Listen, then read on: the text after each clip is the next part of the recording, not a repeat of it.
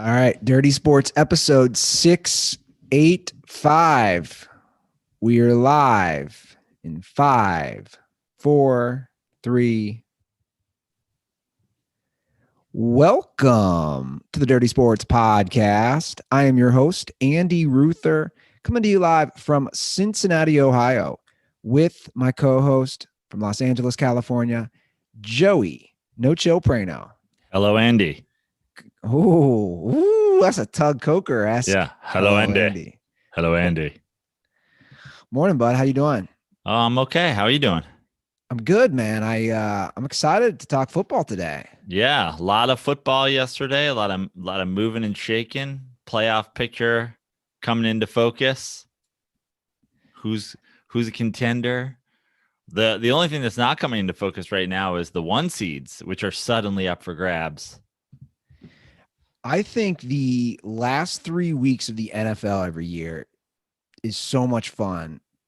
And I don't feel like enough people say that out loud. But yeah. It's up for grabs. Because everybody's a fantasy player. So it's like, oh, the last 3 weeks is when fantasy's over. And you're like, yeah, I don't care about fantasy.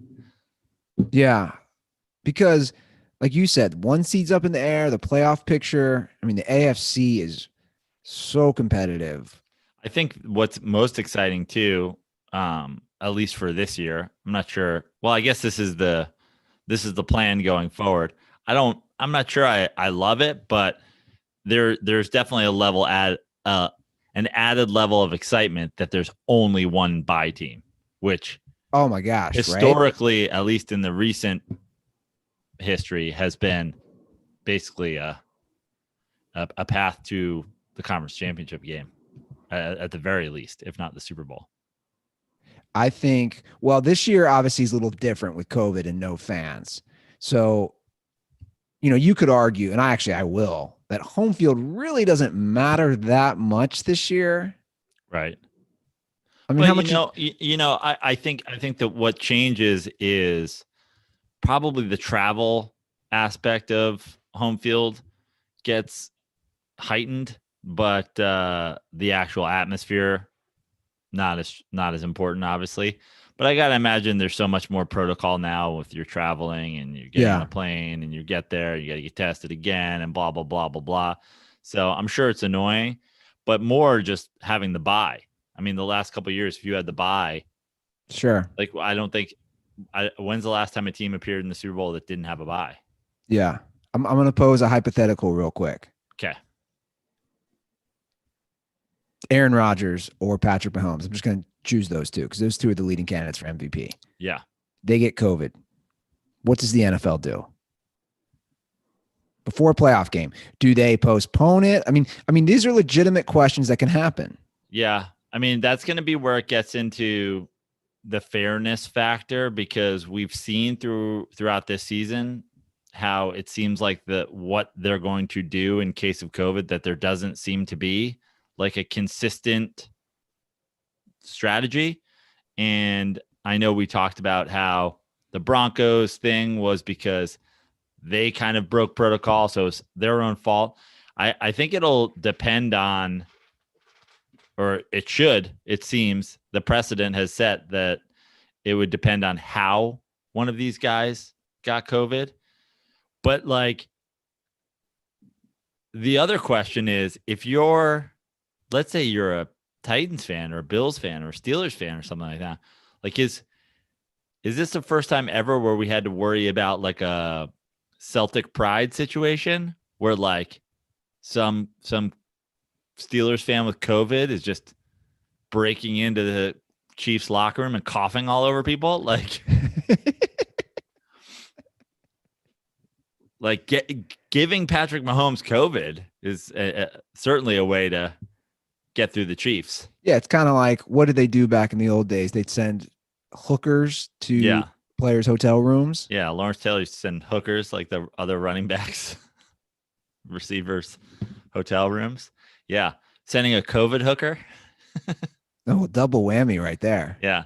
Weaken his legs and his lungs. You used to have to worry about what diseases the hookers have. Now you have to worry about what viruses they have. Yeah. But I mean, for the hypothetical, like, I don't know, but certainly, like, let's just say one of those guys, basically any quarterback, any star player, even any, like, I mean, Travis Kelce, or Derrick Henry, Aaron Donald, or whoever, like one of those guys gets it in a playoff run.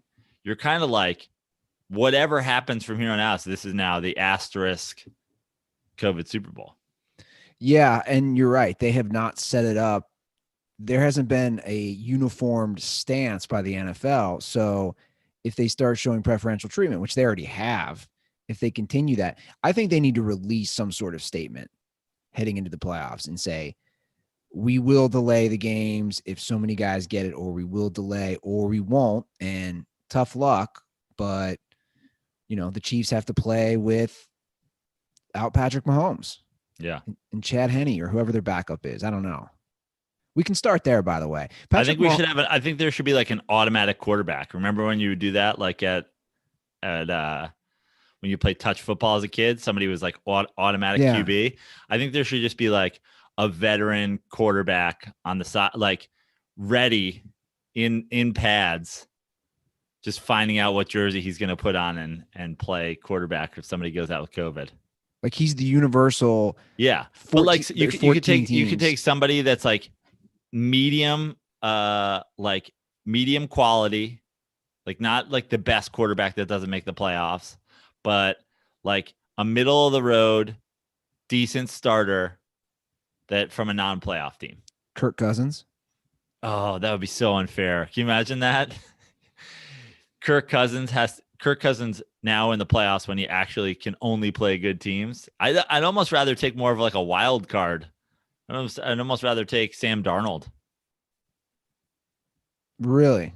Honestly, you're going to hate it, I just said, but just make it Eli Manning. Tell him to get in shape right now. Have him ready. Here we are again. Have him ready. Again. You've got a guy, he's not signed to any team. He has some playoff clutchness. Who else would be? I mean, Deshaun Watson would be a fair. Matt Stafford.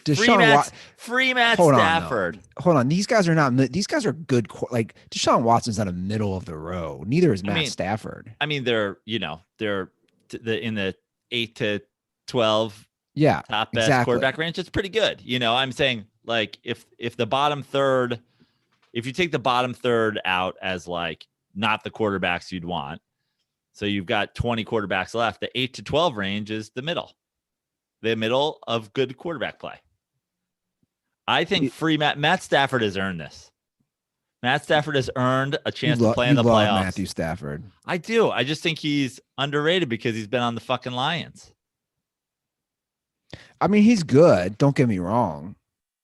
And he puts up numbers. It's just tough. He stayed on the field for the longest time after that one injury.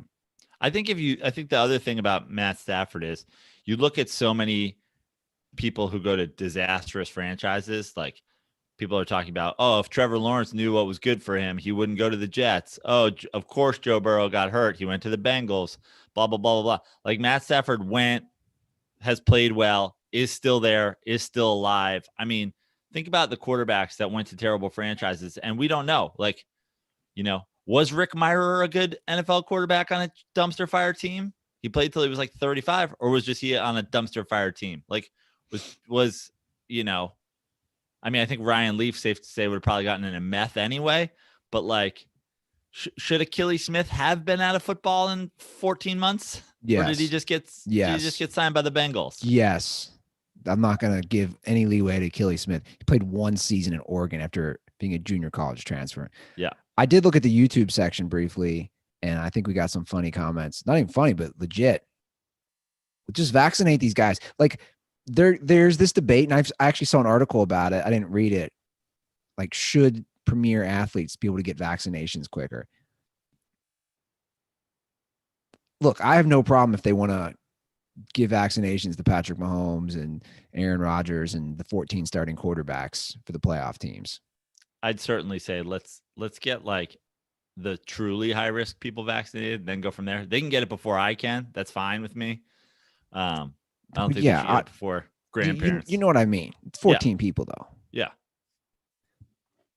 So Patrick Mahomes yesterday, it's funny that this game played out because we just had a discussion last week. Has he ever had a bad game? And yesterday was probably one of his worst games. And again, it wasn't that bad. 3 picks. Now, they were bad throws on most of those picks, I think. How many games is that his first 3-pick game ever? No, he's done it before. I think it was his second. I believe I saw a stat. It was only his 3rd game ever. I could be wrong on this, where he's thrown more picks than touchdown passes. So he only had 2 picks entering the game. He still finished with 396 passing yards. Dude, if you are another team in the NFL, you have to be shitting your pants at the Chiefs. The Chiefs, he had 3 interceptions and they were up 30-10 at one point. Yeah. Yeah. And the thing about that game is at 10-0, we saw this with the Chiefs in the playoffs last year. The Dolphins going up 10-0. Nothing. Not only nothing, but and I bet the Dolphins to cover, which miracle that happened. But up 10, that was my thinking. Oh, this is a good. But I was by no means was I oh, they're definitely going to cover this game. I thought for sure. I still up 10-0 was they probably won't cover, honestly. And yeah, they once the Chiefs then take the lead, they never give it back up. I'd love to see the stats on that. How many times have the Chiefs traded the lead with somebody? I bet it hasn't happened much. Now they're not doing a great job of closing out games, but I think that comes down to, look, you're going to get a week off. Probably at this point, they're going to be the 1 seed. You're going to get a week off going into a playoff game. I think the idea of them being a Shaq Lakers, put it in high gear for the playoffs. Yeah, I'd be worried about playing the Chiefs. I think they just get bored. That girl in the background thinks that too, just screaming, little child. No, but seriously, when you're up 30-10 and when you're up 14, 17, 21 points every week, I was watching Sunday Night Football, and I think they know it too. It's we can nitpick and say, oh, they can get shaky. I mean, I don't know. I just think that really is nitpicking. And my point is simply, if they go into a playoff game with a bye week, I just don't see them losing game 1. So now you're going into a conference championship game. When they have not closed out a lot of teams, if somebody comes back late in a game and beats them in a conference championship game, can anybody go well, we didn't see this coming? I mean, they say good teams win close games, so no doubt about it, they're the best team in football. But they're not just straight up blowing out people they have the last couple of years. But do you know what all these games have in common, or at least the last 2 weeks, or whenever they played Tampa? Just games I'm remembering, and maybe it was who they play last week. I forget off the top of my head. Okay, I forget too. But when they played Tampa, when they played the Raiders, when they played Dolphins yesterday, all Denver these games last week, wasn't it? Yeah, good call. It was Denver. You know what? And that's another one. You know what all 4 of those games have in common? The defense gave up some points. They got it within 6 or 7 points, whatever it was, 3-4 points. And it always came down to, can the opposing team's defense stop Patrick Mahomes on that final drive? And guess what? They never have. So that's why, for me, I wouldn't stress as a Chiefs fan or as someone who thinks, anybody who thinks that, I don't think Patrick Mahomes is going to be the guy to lose the game until they can stop him. Yeah, I mean, the idea of the words Chiefs fan and stress being together. Yeah, I don't think there's anything to stress right now as compared to all the other NFL teams. But yeah, no, I agree with you. I mean, I think that it's very obvious that they're the best team in football. But do they look unbeatable right now? No, they're beatable. They're beatable. And one of those teams I want to add to that list, which we've been discussing lately. I know what you're going to say. Buffalo Bills. Yeah. I don't think I agree with you. Because they passed so much? No, as well as the Bills played last night, and they looked good. And it was definitely an impressive win by them. I just think for the Bills to beat the Chiefs, you talk about quarterback play. Josh Allen has improved, no doubt about it. Josh Allen's a good quarterback in the NFL at this point, and he's clearly the quarterback of the future for the Buffalo Bills. You look at his numbers, though, he's not playing spectacular football, whether you like it or not. I disagree. How so? I mean, look at him last night. What was his, first of all, how far into the game were we where they hadn't scored a point? Like, if you go into a Chiefs game and you don't score a point for a quarter and a half, you've already lost. It's over. You're not winning. You could do that against the Steelers. You play 20 minutes of football against the Chiefs and you do not put a single point on the board, you have already lost the game. You are not coming back. You lose. You get nothing. Good day, sir. He was 20. Yeah, he didn't have that highest completion percentage. He was 24-43, 238, 2 touchdowns and a pick. This is what I'll say about Josh Allen, though. I am firmly on the team Josh Allen train right now. No, that's fine. And I've been saying that all year. But here's why. The thing, and they talked about this last night during the broadcast, the strides he's made from year 2 to year 3 is one of the best strides that I've seen in recent years. His completion percentage was the lowest in the NFL. Now he's in the top 5. He's throwing 7, minus last night. He's completing 70% of his passes. He doesn't do the I'm just going to take off anymore. Right? No. And that's the completion percentage is the big thing for Josh Allen's growth, which most people, the common belief is if you're not accurate in college, how are you going to be accurate in the NFL? And he's more accurate in the NFL than he was in college. He lines up with everything I like in a quarterback, coming from a small school, being, having to play against bigger, better competition all the time. It gets you ready to be a quarterback in the NFL. Big guy, big arm. He was my favorite guy in that class. And he is for sure showing improvement, honestly, quickly and on levels that we really haven't seen before. I mean, changing arm mechanics, changing all that stuff. A lot of those big arm guys that come out of college, they just never get them to change their mechanics and it never goes. He's certainly improving. And I think that he's going to continue to improve. And I think that his future with the Bills quarterback, as a Bills quarterback, is bright. And next year, I could see them beating a Chiefs team.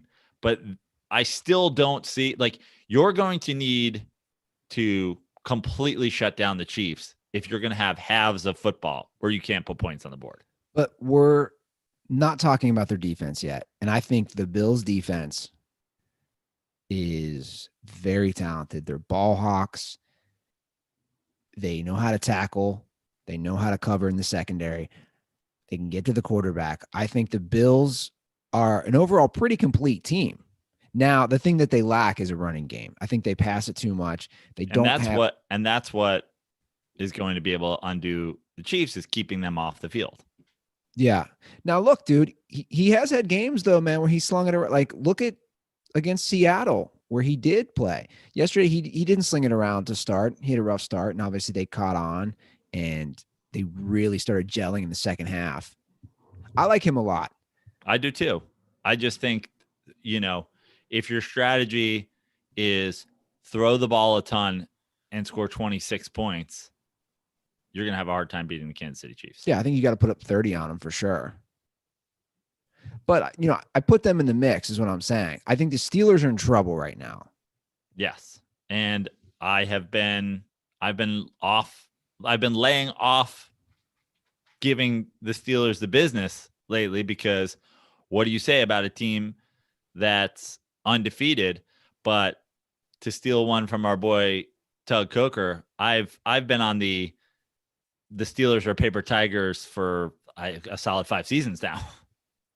Well, they got to run the ball. You need a run game. You need a more balanced attack. Their defense is going to be fine. Their defense is always fine. I mean, where do you rank?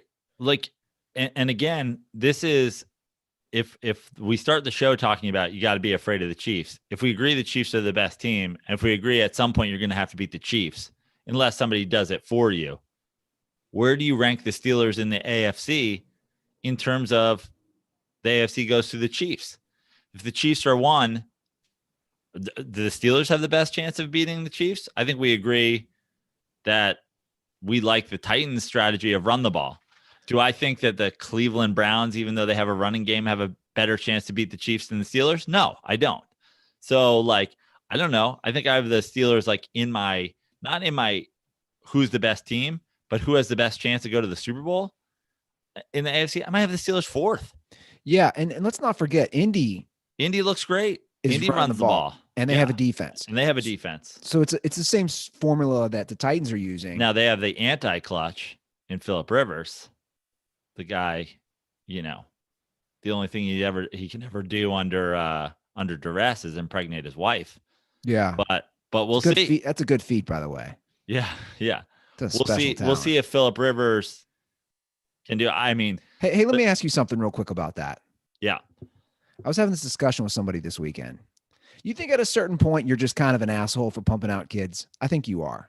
Well, you and I talked about this. I think it was you and I who talked about this recently, and you were like, Phillip Rivers fucks. Didn't you say that to me? Oh, I think he does. And I think Phillip Rivers has had sex 12 times or however many kids he's had. He's got 9 kids. Yeah. I think Phillip Rivers has probably had, sex on his honeymoon. And that was his first kid. And yeah, I think you're an asshole. But also, if you're only going to have a kid, I mean, is the guy supposed to die only having sex 10 times? No, I just think people at a certain point, maybe I'm wrong. I could be way off base. I mean, yeah, it's ridiculous that we don't need double-digit Phillip Rivers kids going out into the world being unclutch in everything they do. Just on the highway, some guy you're just on the highway and some truck driver just can't manage to get across the lane and get it, and just causes a 20-car pileup. And you're like, what happened? One of Phillip Rivers kids became a truck driver. I think it's people just trying to push the bloodline. You're just at McDonald's. You reach into your bag for your double cheeseburgers, and it's just a bunch of chicken Caesar wraps. And you're like, what happened? It's like Phillip Rivers kids working the drive-through. I like how you gave Phillip Rivers kids. Phillip Rivers has made hundreds of millions of dollars in the NFL. You're giving his kids McDonald's and truck driver jobs. Oh, Phillip Rivers has taken 95% of his money and given it to the Church of Latter-day Saints or some fucking nonsense. No, he's actually Catholic. Oh, okay. Which makes sense, right? Yeah. The Mormons, the Catholics, they're always pumping out kids. But I think it's a bloodline. You're gonna have to do it on your fudging own, son. Just like I did. And trust me, I come from a family of 5 boys. So I don't know. Maybe my parents were assholes, but I think it was a little different back then as well. I don't know. When I see families with this many kids nowadays, I'm just like, come on, man. Do you really need that environment? Well, not just environment. Do you need that many of you in the world? Yeah. That's what it is. Because it's you. Having a kid is crazy.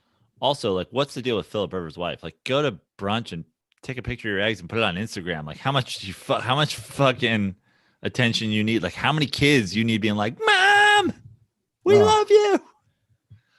I can't. Dude, my brother has 3, and I'm like, holy hell.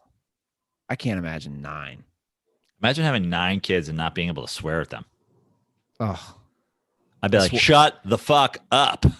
I dropped a damn yesterday on one of the kids, and I realized, I know it's so minor, but I'm like, ugh. I think you're allowed to say damn, right? It was my nephew, but he's such a little goody two shoes. And who caught you? No, nobody. You caught yourself? I caught myself. I said, I shouldn't have said that. And the irony is his dad has the most foul mouth of anyone I know. Talk about the pussification of America. We're not saying damn around kids anymore. Dude, I don't know, man. I don't know what to tell you. I got threatened to get thrown out of the game on Saturday, though. By who? The ref threatened to throw you out? Threatened to toss me, the assistant coach. Wow. You know what it was over? It was a clear block, all ball, and all I yelled. Oh, okay. All I yelled was sitting down. I'm like the quiet, reserved. I don't do any of that stuff. All I yelled out was all ball. Come on, man, all ball. And the other ref from the other side of the court, apparently I said it loud enough for him to hear. He comes over and he's like, I don't want any more of that out of you. You do it again, you're out of here. Let us do our job and you do your job. And then he was staring at me, like trying to be hard. And he goes, I'm talking to you. And I wear the face shields. And I go, yeah, I know, I'm looking right at you. But for some reason that like won his respect or something. Cause then he started buddying up with me in the second half. And we started getting all the calls. Yeah. See, that's, by the way, that's why you do it. That's the name of the game in coaching sports, is like managers, when they go out on the field, they're not going to get the call change. It's just knowing that you're going to have your say and like assert your physical presence. And then they're thinking about you. And it worked. And we won, for the record, and we'll go right back to the NFL. We were losing 17-8 at half. We shut out the second team in the second, or this gave team your team a spark, started getting some calls because the ref knows you're over there. You're watching him. I like it. Hey, it worked.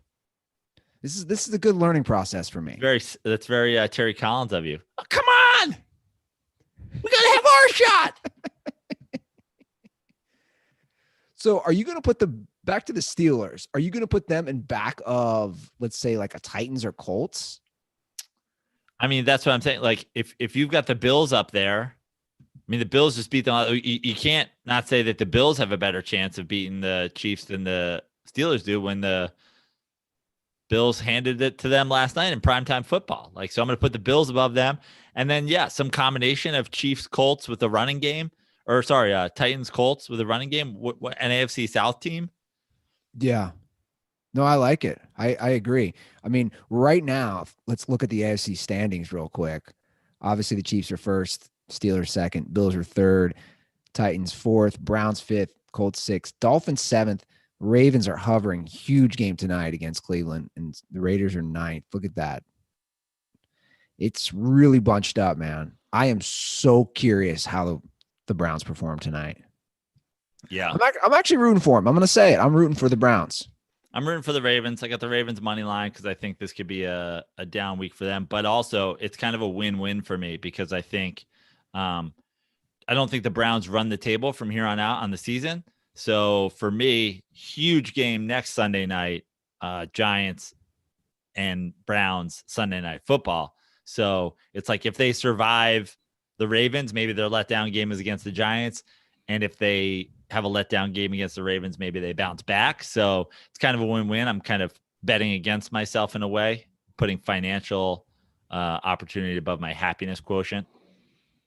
It's always a struggle for NFL fans. Yeah. Although, I mean, the Browns could win both games. They could lose both games. I wouldn't be surprised if the Browns lost to both those teams. Although the Giants obviously need to do a lot better offensively if they're going to beat anybody next week, let alone the Browns, who are pretty good. Well, your quarterback was clearly hurt. Yeah, clearly hurt. But there's a lot that went into that game. That I think that was the first time that because suddenly the Giants are in the mix. Before, it's not really a factor. Like, you're not really judging the team that much when you're losing 7 consecutive games or whatever it is. But yesterday was the first time I watched Giants football this season and was like, oh, right, Jason Garrett's our offensive coordinator. They just seemed like they came out, had no plan whatsoever in attacking the Cardinals defense. They get sacked a total, so much pressure on the quarterback, 7 sacks overall between Jones and Colt McCoy. And you could say, oh, maybe Daniel Jones gets out of a couple of those if he's healthy and if he can move. But they were also just dominating us offensively on the offensive line. And the last few weeks, it's been the Wayne Gallman show and us running the ball down people's throats. And then we go out there and we're like, yeah, we're not going to run the ball. Let's let them pin their ears back and let them have their way with less than good pass rush, pass protection. So, that was the first time where I was like, God damn, Jason Garrett, could you have a fucking plan? Yeah. Because last week their plan was like, let's play ugly and let's run the ball and keep it low scoring and just try to win a game, 14-13, which I almost feel like has to be the strategy every week at this point. And if you get more points out of the offense, great. But like this idea that you're going to let the quarterback drop back a bunch and just take hit after hit, like at some point you got to make an adjustment. Yeah. Well, I was worried after the I wasn't worried. I was like, I texted you. I thought the Cardinals going for it on 4th. I didn't like that call. They don't get it, but obviously they still blow them out. Yeah. And that's why I picked the Cardinals. They had already lost 3 in a row, and I didn't think they were going to lose 4 in a row. And they're back in the playoffs now, man. They got that 7th seed because Minnesota lost and they won, and now they're back in the thick of it. And I backed into it. I called it, and then I was scared, but I backed into it. Hey, the Eagles won, man. They upset them. And I just don't know how you're an Eagles fan now, or anybody who knows anything about football or ever talks about football, that you can't put a lot of that Carson Wentzing on Carson Wentz. Everybody is like afraid to kind of call him out. Like there's just people who are like, Carson Wentz has been playing bad, but from the coaching staff to the organization to Eagles fans to whatever, like the bottom line is, and as a Giants fan, it makes me very happy. Like this whole thing is right. But like now you almost have to go with Hurts down the stretch. You almost have to. And Carson Wentz is a $128 million clipboard holder. His contract hasn't even started yet. What a mess. And people are already talking about what you do with Carson Wentz, who you trade him to. What team wants to trade for Carson Wentz in his contract? Like literally what team? Like I can't tell you name one. a single team. Who wants to trade for Carson Wentz? The Bears? How many quarterbacks can you pay for the Bears? It's not like Jalen Hurts played a great game, because he didn't. But there was a couple things he ran the ball well. He knew. The bottom line is Carson Wentz is bad. Has been bad. Jalen Hurts in that game, the difference between him and Carson Wentz, or how Carson Wentz has been playing, I should say, is Hurts had composure. Exactly. He ran when he needed to. He got rid of the ball when he needed to. Yeah. I believe he didn't take any sacks. He obviously sparked. What do you mean he didn't take any sacks, Andy? I've been told that the Eagles' problem is they can't protect Carson Wentz. So you can't tell me that just a quarterback change is going to completely overhaul an offensive line. Oh, wait, it will. Well, look, their O-line isn't good. I do think their O-line isn't good. But I just thought Hurts, again, and I think we both thought he was going to provide a spark for the defense, who, by the way, has played overall pretty good this season. Yeah. As a unit, the defense has played pretty good, but I knew he would provide that spark. The question was, is he going to have the bad passes, the bad throws, take the 10-yard sack losses? And he didn't. Listen, the Eagles have been bad. The Eagles have 3 wins. So every win, if you're the Eagles, I think that was their 4th. Right. They had 3 wins. Oh, okay. So every win this week, doesn't matter who you beat, is turning things around. You have 3 wins coming into the weekend. But to beat the 1 seed Saints, who hadn't lost X amount of games, who hadn't given up 100-yard rusher in 25 games or whatever it was, like you beat the best team in the NFC. And you beat the best team in the NFC after making a quarterback change to a rookie, away from a quarterback who's leading everybody in every turnover stat, in every sack stat, in whatever. Like Eagles and Eagles fans, your only problem right now is that you gave Carson Wentz $128 million. Well, if Carson Wentz had a reasonable contract, then you don't really have a quarterback situation. You figure it out. You figure out in the offseason who your best quarterback is. And that's what it was. Right. Carson Wentz was a regrettable purchase. We've all done them in life, right? We've all made that buy where a few months in or a year later, you're thinking, man, I shouldn't have spent all that money on that car or that new gadget. I kind of need that money. And that's they have buyer's remorse. Carson Wentz is full buyer's remorse. And honestly, here's the biggest problem with the Carson Wentz contract is the Carson Wentz contract has been bad since day one because he was injury prone. This is now, there's now, in his career, there's now 6 different reasons why Carson Wentz doesn't play December football games. Necks, legs, arms, Jalen Hurts. Like, dude, the dude doesn't play in December. He's got 1 season where I think he's played December football games, 2 seasons where he's played December football games. I mean, last year he gets knocked out in the playoff. Like, The guy has injury problems. I mean, you go back to the point in the Eagles franchise history where they had a quarterback controversy. We have to choose a quarterback of the future. Do we choose to pay somebody very little money who's the reigning Super Bowl MVP and has a 14-inch dick? Or do we pay a lot of money to that guy over there in 2 arm casts and a Bass Pro Shop hat? Motherfuckers, what were you thinking? Just on a money-saving level, you have a guy you know you can win the Super Bowl with, and you don't have to pay him. Well, this tweet says it all. I don't know if you saw this. From Joe Giglio? Sure. He's this looks like he's a Philly guy, Philly sports guy.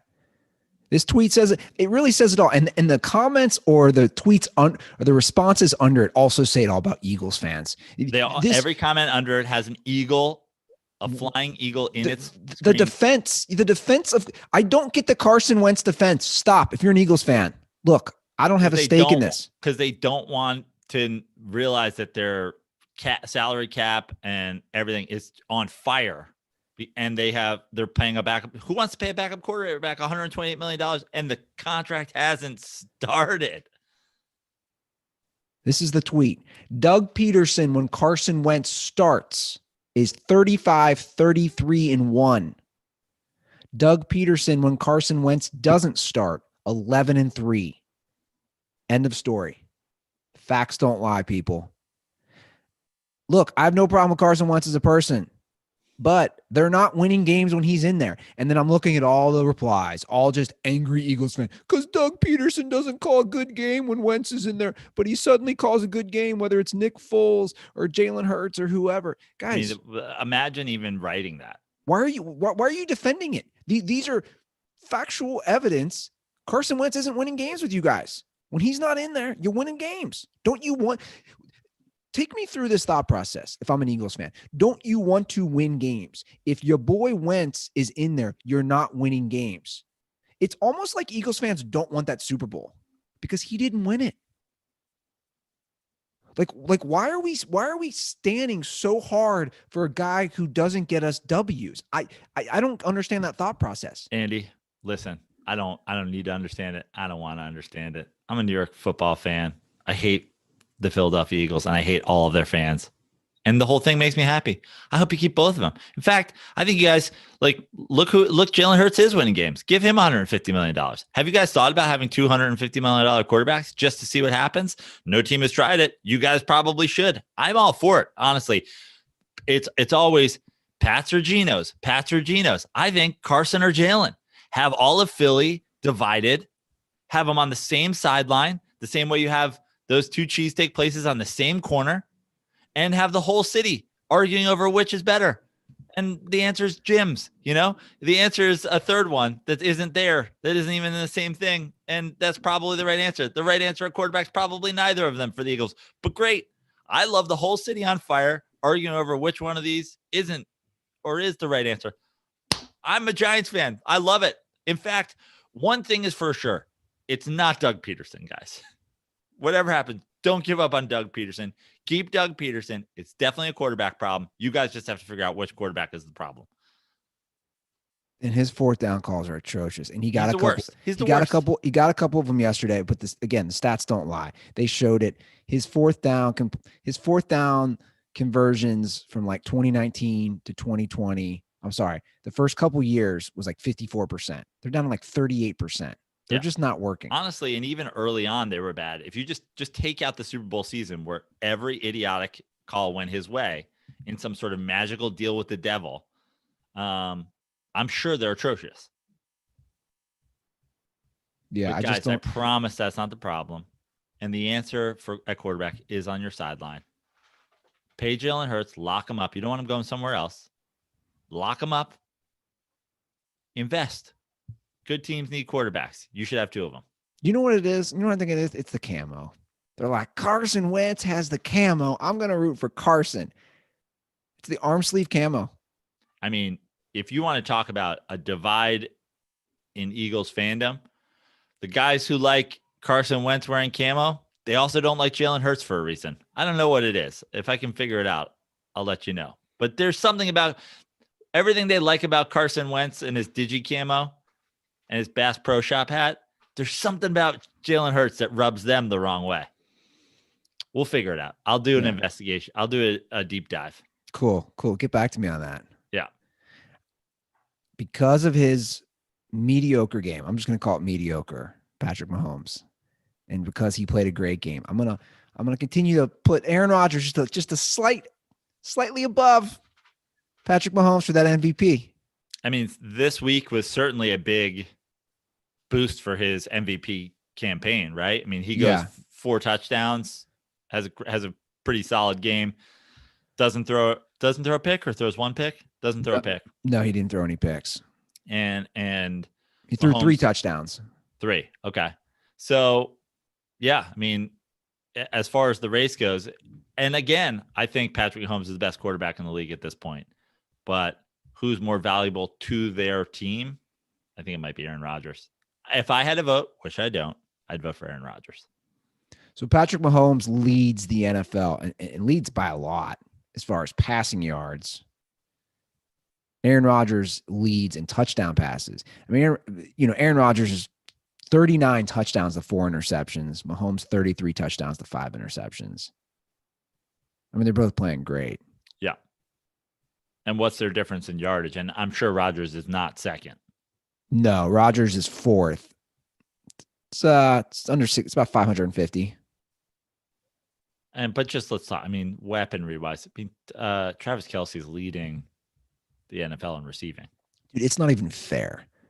I mean, that game they get a punt return from Mecole Hardman. Like the weapons they have, the speed that the Chiefs have. Like, I wouldn't be shocked if they put up 50 points in like an AFC Championship game. No. But as far as a balanced attack, the Packers, from the other side of things, they can run the ball, they can pass it. Like, they're obviously going to be a tough out. The NFC is so interesting to me because Drew Brees has been hurt, right? So now he's going to come back off the injury. I just feel like the NFC is so up in the air. I agree. Take even the Rams. I want to talk about the Rams for a minute. That Rams defense is a Super Bowl defense, in my opinion. I think they're that good. Yeah, I think they're very good. The question is, can they sustain an offense with Jared Goff? Look, we do a lot of quarterback talk on this podcast, and some people might argue it's too much quarterback talk. You're not, factoring how important a defense is, how important a running game. It's like, in the end, that guy gets handed the ball every snap. The entire offense runs through that person one way or the other. Really, look at what we're talking about in terms of who really can contend for a Super Bowl. It's like, well, we know the Chiefs can. The Saints, will they have their starting quarterback back? Aaron Rodgers and the Packers can contend for a Super Bowl. How well can Josh Allen play? Are they that good? Like Ben Roethlisberger, we've seen he can, win a Super Bowl. So how good can their defense play? How good, blah, blah, blah. Like, can Baker Mayfield win 4 playoff games? Like a lot of times it comes down to simply how good is your quarterback? Well, in the playoffs, that's all that matters. Yeah. I mean, it's not all that matters. But, it's not all. It is a major factor. I mean, we debated it last Super Bowl, right? Are there certain plays in that game that a different quarterback makes that Garoppolo missed, which, it's one play here and there. These games come down to 2 to 3 plays. They really do, especially in the playoffs. They come down to a couple plays, whether you do or don't execute them. And I agree with you. It comes down to quarterback play. And to me, that's how the NFC is going to shape up. That's why I look at a team like the Rams and you watch that Thursday night game and they absolutely dominate the Patriots. And you say, God, this defense is so good. This is kind of like a Bears defense, maybe. I don't know. When they went to the Super Bowl under Lovie Smith and they played the Colts, where they're very dominant. They don't give up points. But then you look at Jared Goff and you say, How much can you get out of him? Now, they got enough out of him a couple of years ago to make the Super Bowl. Right. But they didn't win it. And they scored how many points in that Super Bowl? 3. So that defense played fine. Yeah. That's the thing that you say all the time about the Rex Grossman got carried by his defense, and Eli Manning got carried by his defense, and Russell Wilson got carried by his defense, and all those things. But like in the end, you got to show up and you got to make plays and you got to win football games. You got to win that football game. So Eli Manning can be carried by his defense all he wanted. He still has 2 Super Bowl MVPs. Trent Dilfer get carried by his defense all he wanted. He played a good Super Bowl game. He played a real good Super Bowl game. And Jared Goff got carried by his defense and didn't play a good Super Bowl game. Yeah. And Rex Grossman got carried by his defense and didn't play a good Super Bowl game. The NFC, like I said, to me is kind of a crapshoot, which I love because I think there's a lot of good teams, a lot of quarterbacks who can get hot. Take Seattle. Seattle's defense is playing better. Russell Wilson had a bad stretch. Like, can he step it up? Because then if he steps it up, suddenly are they a decent team? You know what I'm saying? That's why when you talk about the Rams, I almost think that the Rams are susceptible to being beaten by teams that are not as good as them across both sides of the ball, but do have a better quarterback situation. Like, I don't think a Rams Cardinals playoff matchup is a surefire Rams win or a Rams Seahawks matchup, because to steal a phrase from Tug Coker on the golf course, the quarterback play on the other thing is more dynamic. Yeah. So Jamal Adams he sets the record now, which is a crazy record. He has the most sacks for a DB in NFL history. Did you see that? I did, yeah. Because he's, he is a sort of a tweener player. They line him up everywhere. He basically plays linebacker for a lot of the game. But I am surprised that I'm not that surprised. I mean, he's been legit at that his entire career. He's so good coming off the ball and going and getting the quarterback. But I mean, we still have a couple games left in the season, and the idea that he's better than a lot of guys that played similar styles, like Troy Polamalu. Like, I don't even know who held the record for the season. It was 8. Now he has 8.5. I don't know. Yeah. But what's crazy, to bring it back to the Jets, I mean, dude, he's a great player. He has helped that defense, and obviously he got hurt, and that's when they struggled. If you look at them, they struggled. I think he missed 3 games. They were giving up points left and right. How can the Jets, I just don't get how you can give away a guy like a Jamal Adams. It's really unacceptable, except in the like, we will give him up and get draft picks because we have rebuild. But like, at some point, the rebuild has to start somewhere.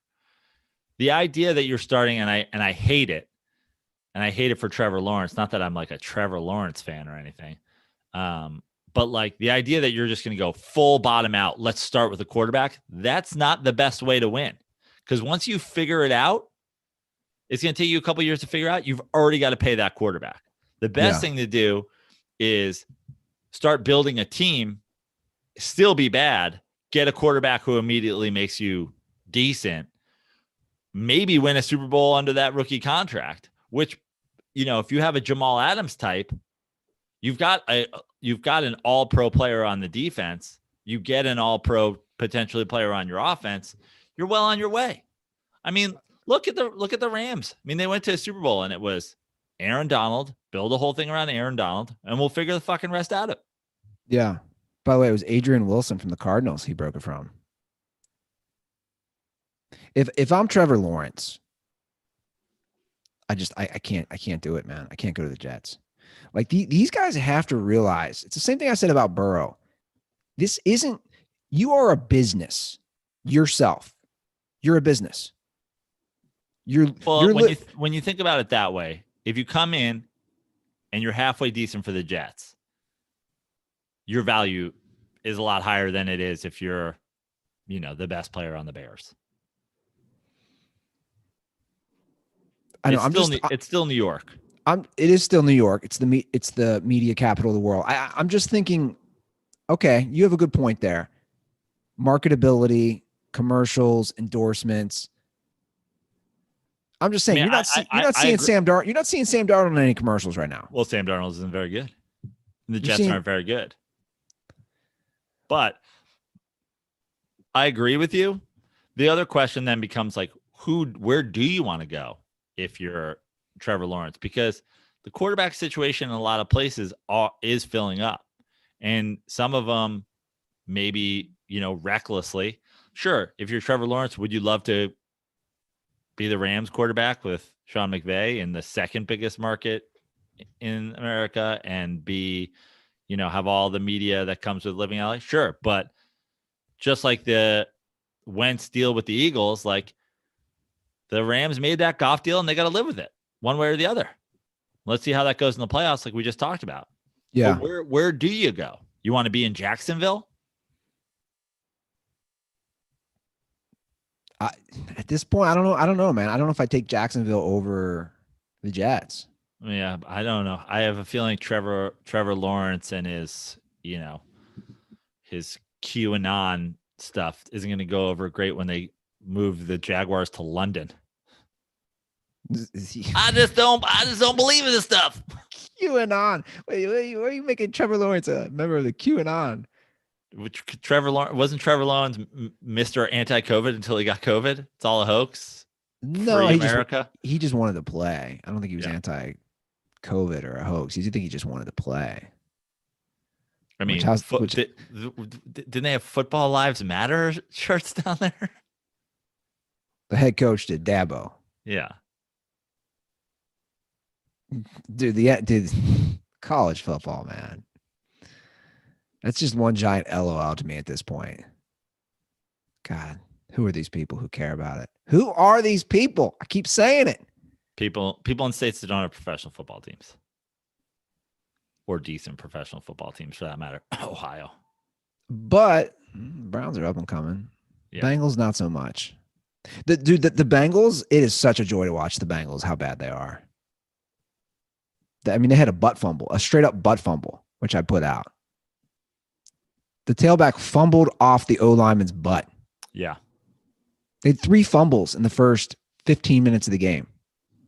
No, they're bad.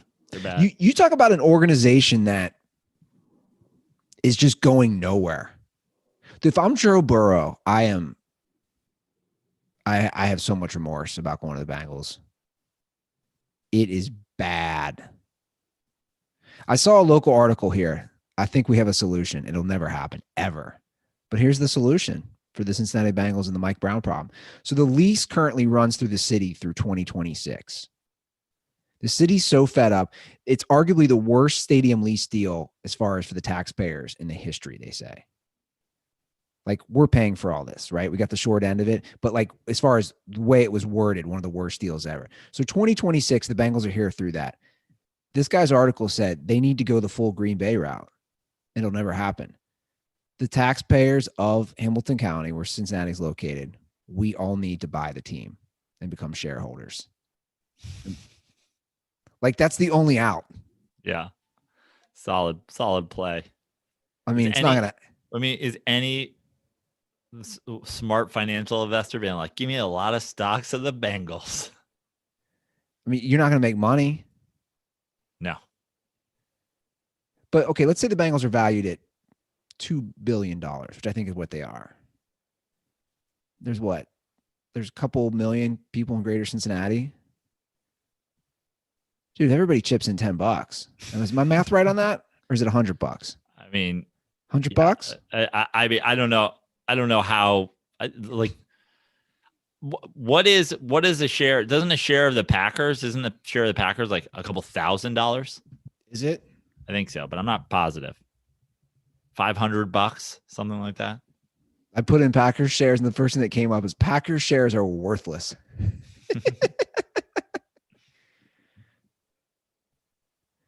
Packers are, the last time they sold them was for $250 a share.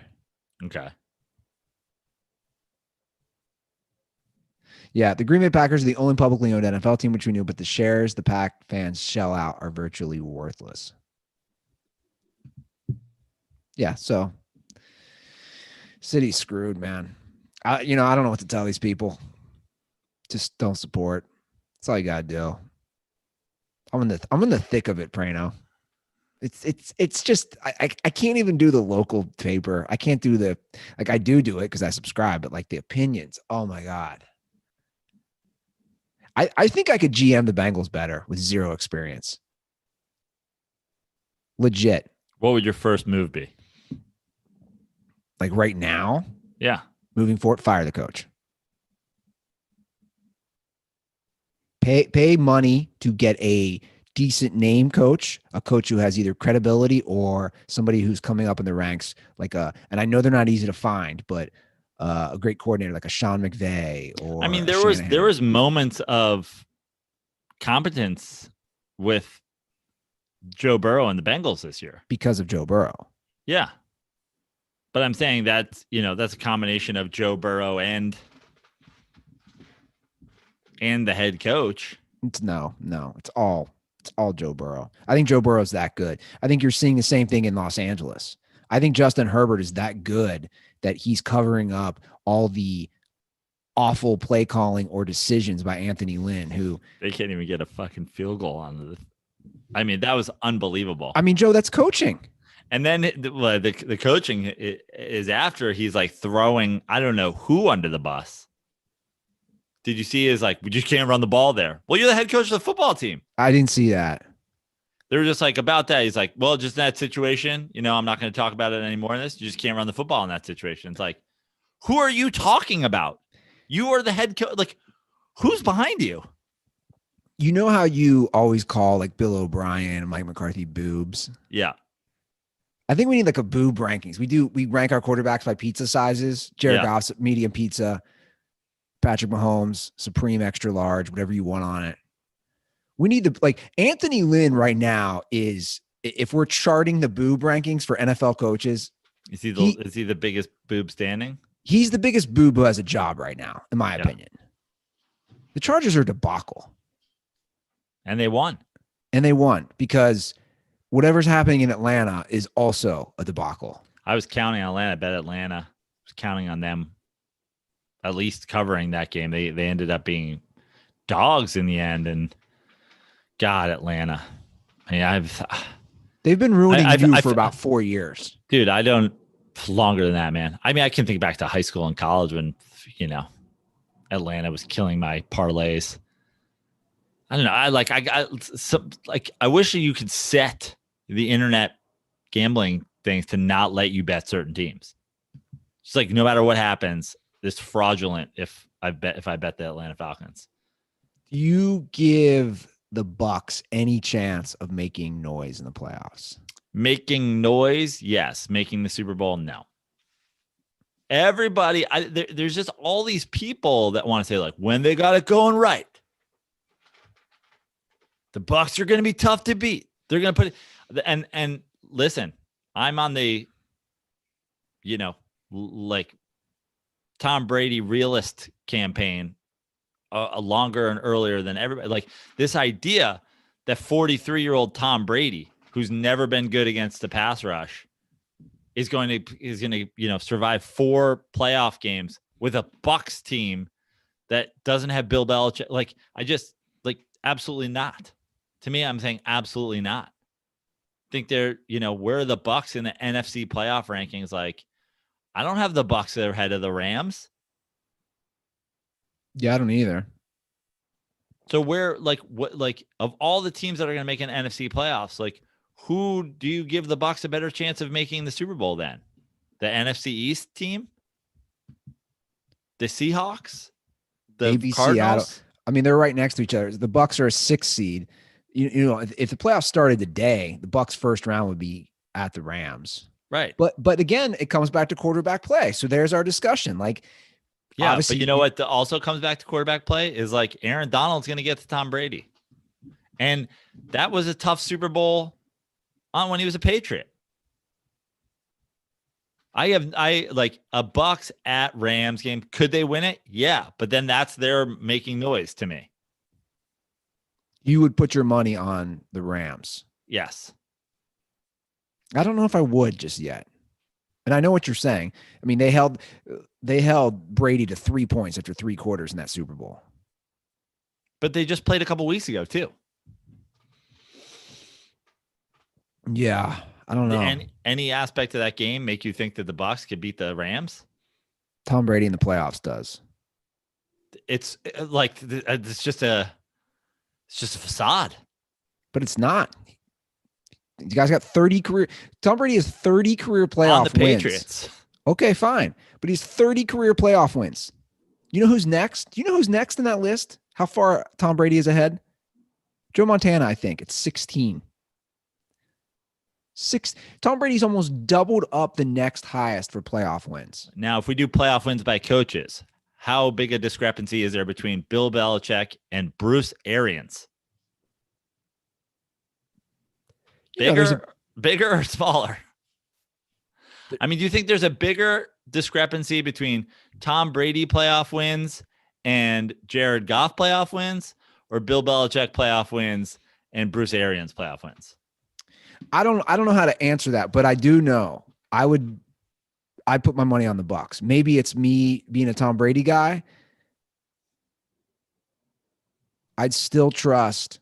My point is with Tom Brady. If Tom Brady, this will be Tom Brady's Super Bowl. Tom Brady wins a playoff game with the Bucs on the road.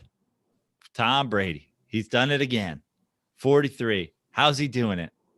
He's a legend, the GOAT, the greatest of all time. Then he'll get sacked 5 times by a Saints defense. They'll lose by 25 points. And we'll all go, well, they were outmanned. I guess he did need to Bill Belichick after all. This will be the whole storyline. We're going to do this the whole time. I would put like the Tampa Bay Bucks versus the field to make it the NFC, to make it to the Super Bowl. It's like, I'll put everything I have and I'll take money. Get out a loan. Okay. So do this real quick and then we'll wrap up the NFL discussion. We did it for the AFC. We got to do it for the NFC. Right now, the standings are Packers, Saints, Rams, Washington, Seattle, Bucks, Cardinals, then Vikings come in out at 8. Give me who you like. It doesn't have to be in that order that they're listed to make the Super Bowl. I do like Packers, Saints, Rams, I guess. Bucks / Seattle, Arizona, and the NFC East team. Okay. That's where I have the Bucks right now. Yeah. The Bucks and Seattle. Gotcha. You have them on the same kind of wavelength. And I liked Arizona being like a sneaky team to beat somebody. Like, I almost think that Arizona and the Bucks and Seattle are the same thing. Like, all those teams have the ability to upset any of the teams. Like, Arizona or the Bucks or the Cardinals could beat whoever they play in the first round, but I just don't think any of those teams are good enough to do it for 4 consecutive games, 3 consecutive games. Sure.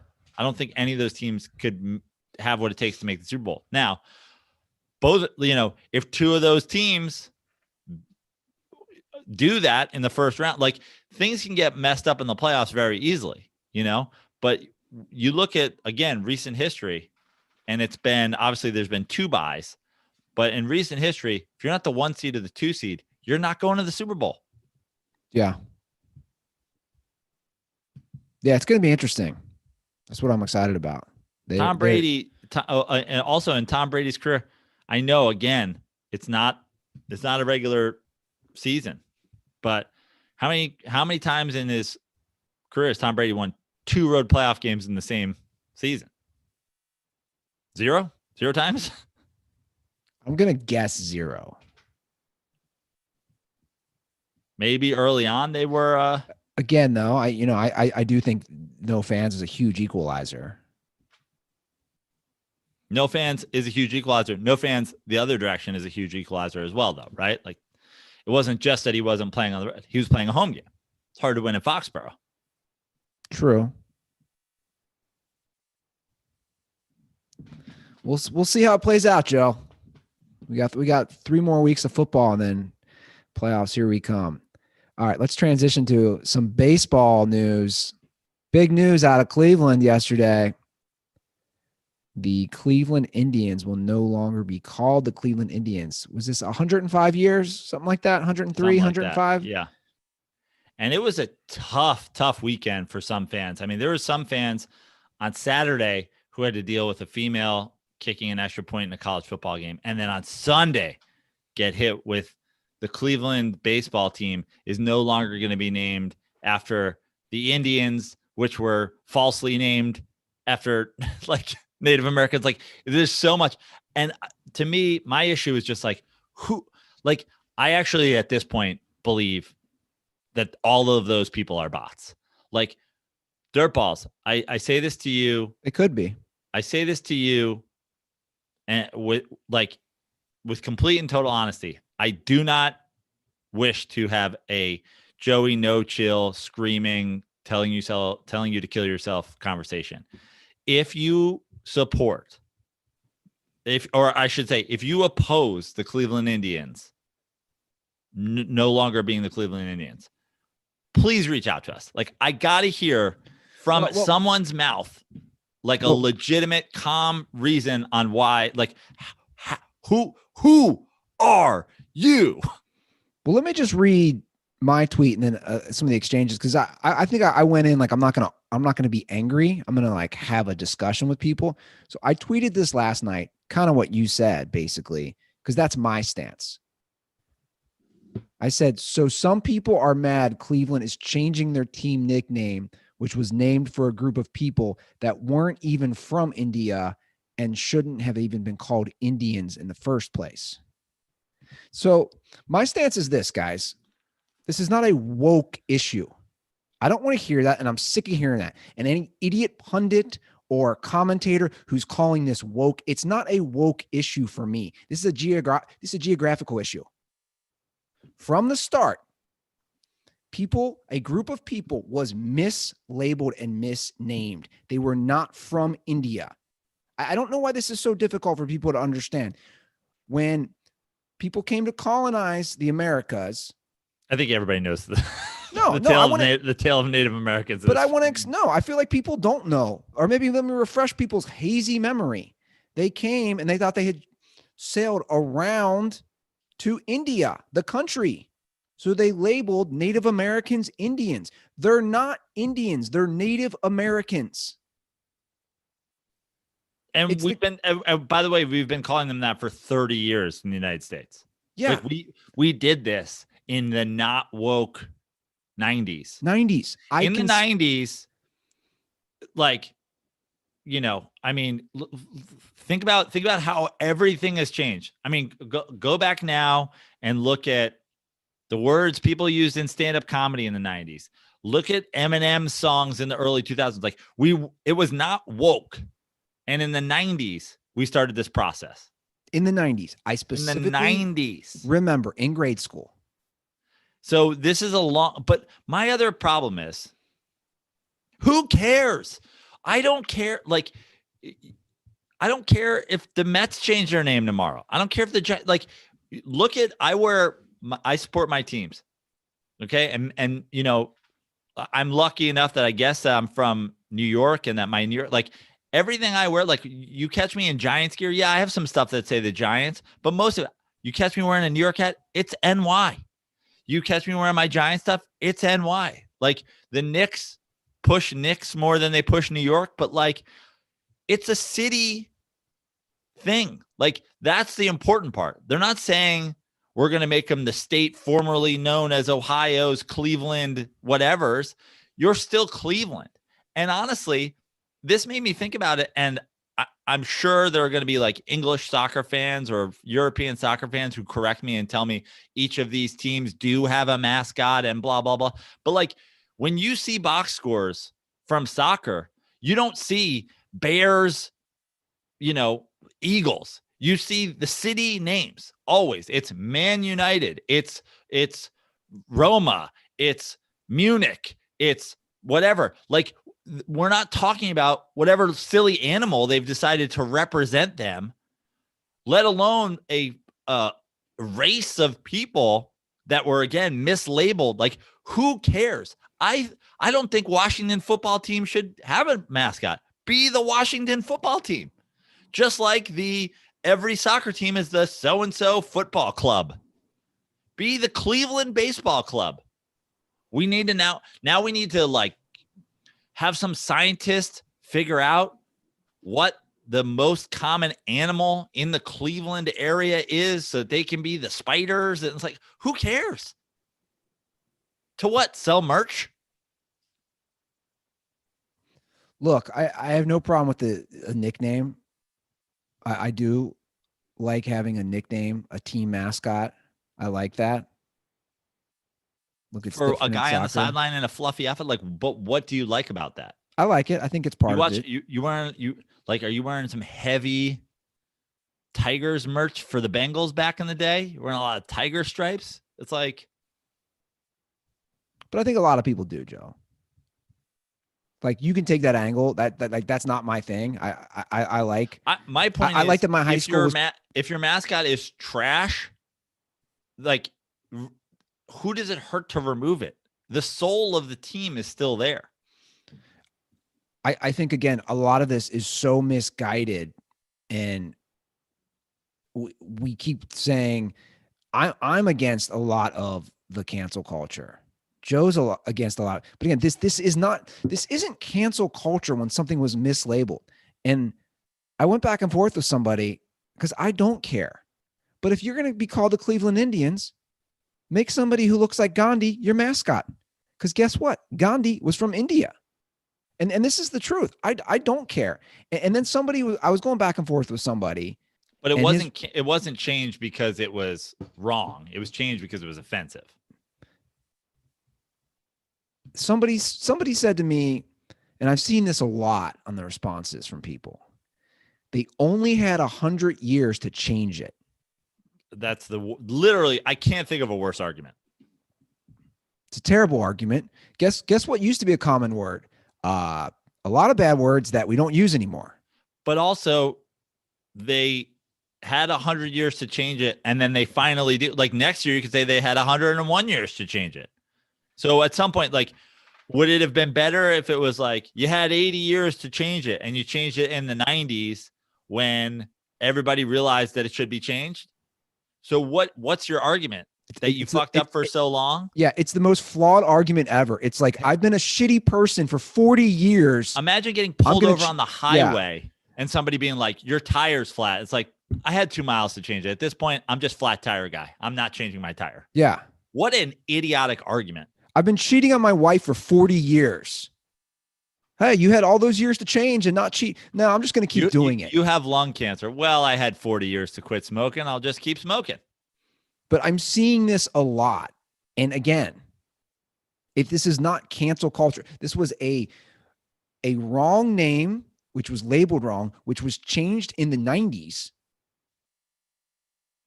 I just want to hear from one decently well-spoken person that has like literally any argument. Let me just say this. Put it on Reddit, slide in our DMs. I will have you on the show for a conversation because I need to hear from somebody, and which we will out trolls that are just trying to get on the show. But like, I need to have a conversation with somebody. Like, here's why it's important that they stay the Indians. There isn't an argument. There's not an argument. What is the reason that it's important to stay the Indians? The Hornets became the Bobcats, became the Hornets again. The Lakers, there's not a fucking lake in Los Angeles. Like these Utah are the Jazz. Yeah. Jazz, which is none of this stuff means anything. Well, look, I'm looking in YouTube right now, and I'm going to read one of the comments because I think this person makes a point that a lot of the people do worry about. From Maximilian says, the name should be changed. I just know the people opposed to the name change because they fear a slippery slope, political correctness / censorship. I think that's what people are worried about. But again, my response to that would be it was already labeled the wrong group of people from the start. So now we're going to continue this caricature, which they finally got rid of like a big buck tooth Native American, which is definitely offensive. Like, you can't say that wasn't offensive. And also, look, like, you know how long ago most of these teams at lower levels did this? Like, the St. John's Redmen have been the Red Storm for 20-something years now. They didn't then go, oh, we got to talk about the Seton Hall Pirates. I mean, is this some sort of Somalian reference? I mean, if we're going to change the Redmen, we've got to really go through the entire Big East. What is a Hoya? Can we talk about it? I mean, should dogs, there's so many dogs without homes. Should dogs be called, like, look at the Big East, man. Look at places where they've done this. No one lost their damn minds. Yeah. That was 20 years ago. And the same thing here, man. Miami, Ohio used to be the Redskins. They're the Red Hawks. They changed when I was maybe in high school, maybe in 7th or 8th grade. We're talking 90s again. This notion, I would argue back to any of these people who say it's a slippery slope the other way. Like, this notion that it's apples to oranges when you're talking about certain woke stuff. And then this was just a name that was wrong. It was geographically wrong. I don't know what your argument back could be. So let's just play it out. Somebody says tradition. I say, well, your tradition was milked in somebody being labeled the wrong type of person. So your tradition sucks. Your tradition was false. Also, your tradition just straight up sucks. Also, guess what? You're the Cleveland fucking Indians. It's not going to be really hard to climb up the poles at the stadium and change all the world championship titles that you guys have to say the Cleveland Baseball Club. Because guess what? You fucking suck. You should take this opportunity to have an entire new tradition, because your old tradition fucking stinks. Sucks so bad they made 2 movies out of it. Your fucking tradition stinks. The Major League Baseball's granting you guys a clean slate. We can stop saying what team hasn't won a World Series since before the first Thanksgiving when we misnamed them Indians. The Cleveland Indians fucking suck. Take this opportunity and start a new tradition where the Cleveland Spiders don't fucking suck. Gotta go Steamers, man. The Cleveland Steamers. Yeah. It's less offensive, honestly. I got to add one. I mean, tradition, a tradition argument. Can you imagine fighting for the tradition? I'm saying people will argue that. I'm trying to look at it from their side. I know, but I'm just saying, could you imagine being so out of touch with the Cleveland Indians tradition that you're arguing you need to keep their tradition? And for the record, it's like a restaurant going out of business because it had roaches and being like, we're going to keep the name. We got new ownership. We're going to keep the name. You're known as the Roach Restaurant. You're the Cleveland Indians. You are synonymous with failure. My favorite, though, is the change one. I have to go back to that for a second. Guys, for the most part, change is good. Like, I'm going to toss out a crazy idea. Change in any sort of life is good. I think it expands your horizons. It makes you think outside the box. Change is good for all people, whether that's change of a job, dating, like this notion that why change now? You shouldn't be stagnant in your life. You should challenge things. You should challenge how you feel. And that plays into this. Like, you don't want to be the old person who just has never changed. You don't. And also, they've already gone through the process and it's been better. I have news for Cleveland, formerly Indians fans. I have news for fans of the Cleveland Baseball Club. When you got rid of Chief Wahoo and you went with the C hats, they're so much better. They're so much better. You guys look like assholes before. Now you have dope hats. Change can be really good. It was really great for your hats. It's really great for your uniforms. Don't worry. Don't worry. When we put up the statistics during October baseball every year to show how long it's been, the 200 years, they invented automobiles since you guys won a fucking World Series. We'll put up Cleveland Indians / whatever. Don't worry. We'll make sure that the Indians get recognition for being the dumpster fire franchise that they have been for over a century. Don't worry. We'll protect your tradition of lunacy. I just keep thinking of Fiddler on the Roof tradition. That's Fiddler on the Roof, right? I have no idea what you're talking about. You know, no clue? I saw Fiddler on. I saw a. Isn't that it's Hanukkah. Fiddler on the Roof. I saw a high school performance of Fiddler on the Roof when I was like 10. Otherwise, I know movie and TV references to it. Yeah, we had to watch it in high school.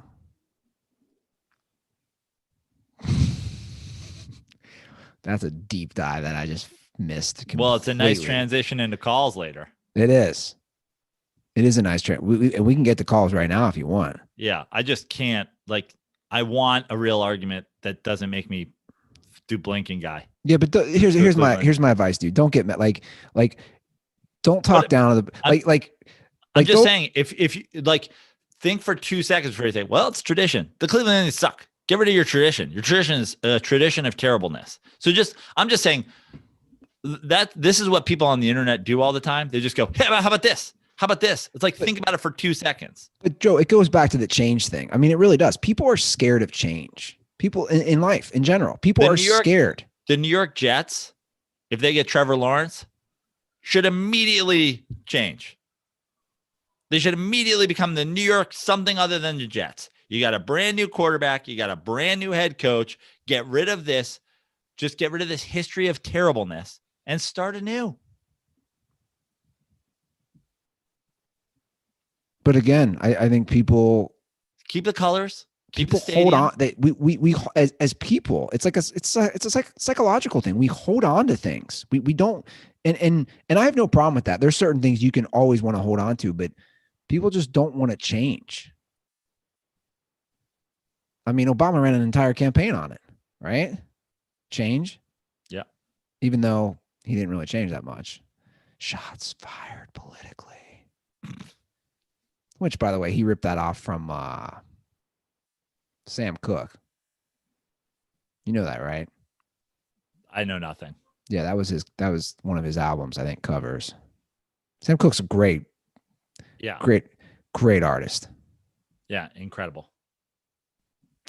Get some soul in your life if you're all stressed about Cleveland changing their name.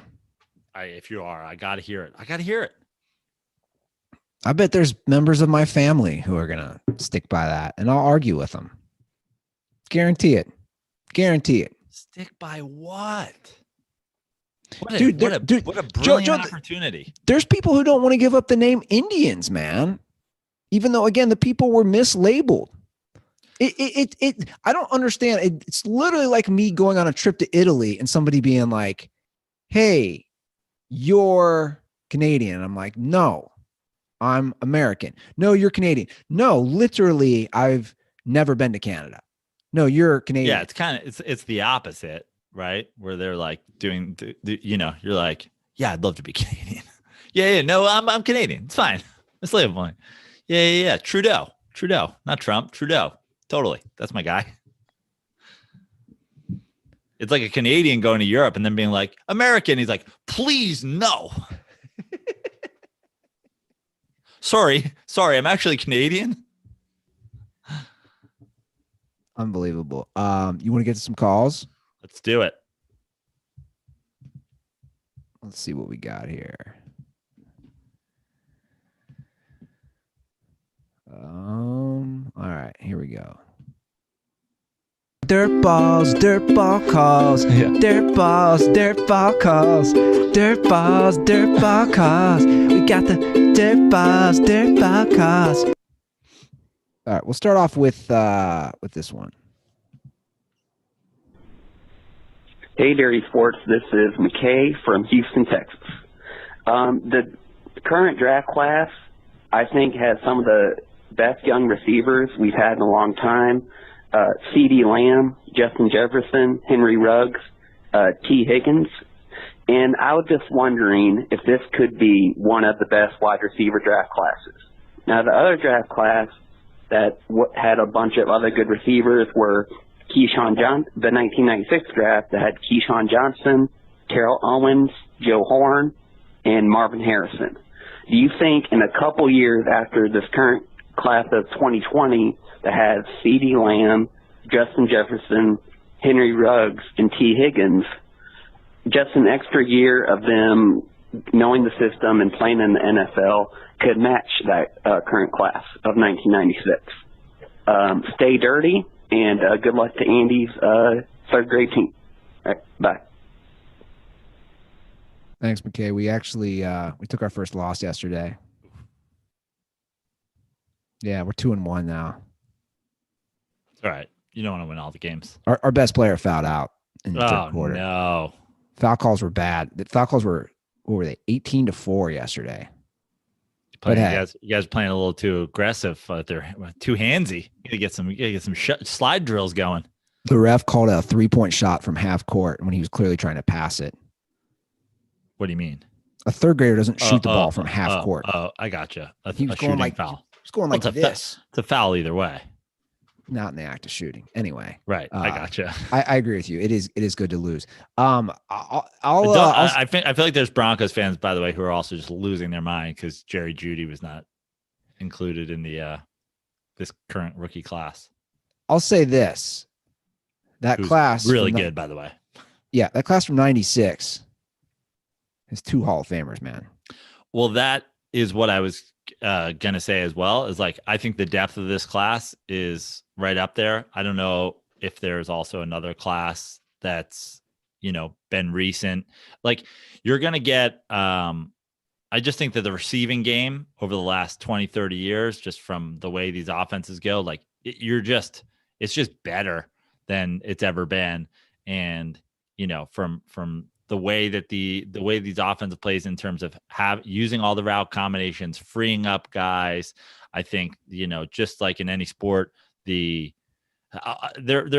sure there's footwork receiver coaches and hands receiver coach. Like it's just so much more of a skilled, we always have called them the skill position.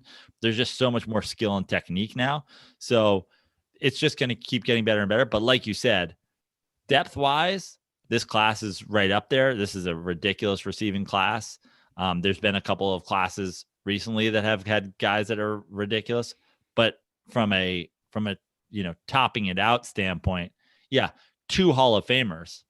And do you think there's 2 Hall of Famers in this class? I guess there might be. Justin Jefferson's off to a Hall of Fame start. No way. No way there's 2. There's no way there's 2. I just think it's guys fizzle out. You know how hard it is, man. So hard to make the Hall of Fame. Yeah, no, I know. That's precisely what I was going to say. But I mean, like, you could probably say, I don't know if you could say anything is safe, but I think you could say, like, if you were going to bet, if Vegas was going to take odds on over-under Hall of Famers in this draft class, they would probably set it at 1. Yeah, they'd set it at 1. And I would never take the over. But would you take the under? Yeah, I would. Like, that's a stay away because it's probably 1. To stay away, I'd probably take the under if I had to. I mean, there are a lot of good situations. I mean, Higgins, getting paired with Burrow if he ever comes back, that has a Peyton Manning, Marvin Harrison, gaudy stat potential. Obviously it's really the quarterback receiver pairings and who these guys get. I mean, look at DK Metcalf. DK Metcalf, it's those guys scratching each other's backs. Like, oh, Russ was in the MVP conversation for the first time, and DK Metcalf is a hot up and coming receiver. It's like, yeah, it's because they're playing together. So, Ruggs is good and Derek Carr is good, but like, I don't think Ruggs is as good as some of those other guys, but he's got a decent quarter. Like, By the way, they did some serious offseason stuff together, DK and Russ. I read a huge article on DK. Russ invited DK on his family vacation to Mexico, which I was like, that's kind of interesting. He's like, don't have sex with my wife though. Yeah. So like DK went with the family to Mexico, and he's like, bring your cleats. We're just going to be, I'm thinking like, I don't know. That's a weird move to me. Like good for them. Weird. Yeah. But like, hey, we're on the beach, honey. And I'm just going to be running fade patterns with DK. That's a sus move. I don't know. Don't the kids say sus? Who would you say is surefire Hall of Fame receivers that are even playing today? I was just thinking that. Larry Fitzgerald is for sure a Hall of Famer. Julio Jones is likely a Hall of Famer. Antonio Brown's on the cusp. Right. He's not helping himself by coming in and doing absolutely nothing. Obviously, there's multiple Hall of Fame tight ends currently in the league, but that's a different question. I mean, Michael Thomas is off to a good pace. Yeah, absolutely. Yeah. I mean, you can really trail off. I'll say at this point, to make the Hall of Fame, you need like 13,000 yards, man. I mean, we were at the point where the Hall of Fame voting in the NFL is also kind of ludicrous. I mean, we're at the point where Terrell Owens was like on the cusp, and you're like, he's second most everything ever. Yeah, exactly. All right, well, let's get to the call we alluded to earlier. Hey guys, because it's Hanukkah, I wanted to wish you guys a happy Hanukkah. I wanted to ask you and Joe, I know you're not Jewish, but your nose says otherwise. I want to ask you guys who your favorite Jewish athletes are. Thanks, guys. Stay dirty. Well, happy Hanukkah to you as well. Okay, Jewish athletes. I'm sure that there's guys I don't know. I did not research this. So I'm sure there's guys I don't know. It's like I'm not gonna go like Sandy Koufax. Like we all know Sandy Koufax. Don't do that at this point. But like guys who, I mean, first of all, Amari Stoudemire. I was gonna ask. So what's his deal? Amari Stoudemire is Jewish. He converted to Judaism. Yeah. And religion obviously is a choice. So I'm going Amari Stoudemire's up there. The big one that always stands out from my like youth-ish days is they always talk about Sean Green, Dodgers, then Mets. Yeah. He was a good, really good player. I believe he won Rookie of the Year. He had a solid career. I know there's a good number of like Olympic swimmers, U.S. Olympic swimmers that have been really good and Jewish. Like Mark Spitz is Jewish. Yeah. So, I mean, pre-Michael Phelps, he was the GOAT. Spitz was the GOAT. So he's got to be up there. I'm trying to think of like modern guys. Julian Edelman. Yeah, you can't forget Julian Edelman. Ryan Braun. Okay. Yeah, I didn't research this, so I don't know. And look, I just assumed Alex Bregman.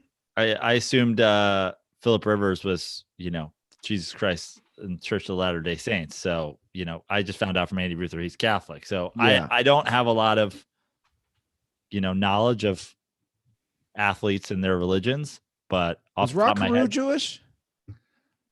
He converted. He converted?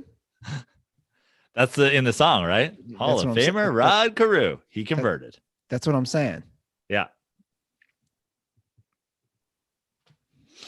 So I don't know. That's my list. I'm sticking to it. Yeah, I think most of those guys. I mean, Julian Edelman is probably my favorite current. He's hurt this year, but favorite current Jewish athlete. He's had a great career, NFL MVP in the Super Bowl. I mean, you don't get much better than that. Jock Peterson's Jewish as well. Professional wrestler Goldberg. Yeah. You know who was Jewish professional wrestler? Macho Man Randy Savage. Really? Yeah, he's Jewish. I got to feel like there's pork somewhere in Slim Jims, but I could be wrong. Pork byproducts? Yeah. So I guess Hanukkah started on the 10th, ends the 18th. Happy Hanukkah, everybody. Yeah. Exactly. Happy Hanukkah to all the Jewish girls out there as well. Okay. You know my love affair with the Jewish girls. I do. I know all about it. I've hooked up with a lot of Jewish girls. Something about me. We attract each other. I don't know what it is. Opposites attract. You're the whitest, Catholicist person of all time. You think? Am I? You're pretty white, from Cincinnati, Ohio. Yeah, I am pretty well. Oh, you know who else is Jewish? Speaking of from Cincinnati, because he went to Sycamore, which is it's a very Jewish area in Cincinnati. Kevin Youkilis. Oh, there you go. I did not know that. Yeah, he's Jewish.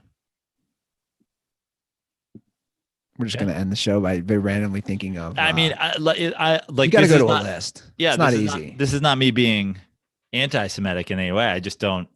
I don't know, and I also don't want to. I don't want to assume anything. You know, like people.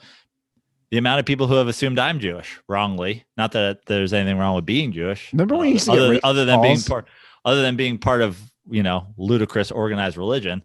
But like the amount of people who have angrily called me Jewish.